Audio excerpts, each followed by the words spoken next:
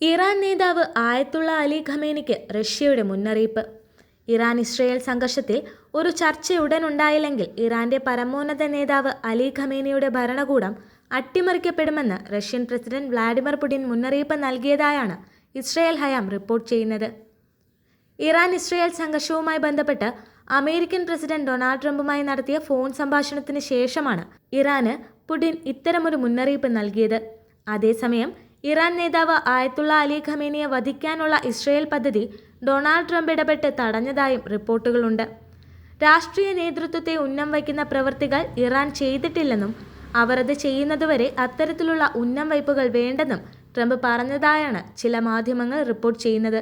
ഇരു രാജ്യങ്ങളും തമ്മിലുള്ള സംഘർഷം വർദ്ധിക്കുന്നതിനാൽ ടെഹ്റാനിൽ നിന്ന് എംബസി ജീവനക്കാരെ ഒഴിപ്പിക്കാൻ റഷ്യയും ഉത്തരവിട്ടു കഴിഞ്ഞു. ഇതോടെ ടെഹ്റാൻ ഒരു യുദ്ധമേഖലയായി മാറുമെന്ന സൂചനകൾ കൂടുതൽ ശക്തമാവുകയാണ്.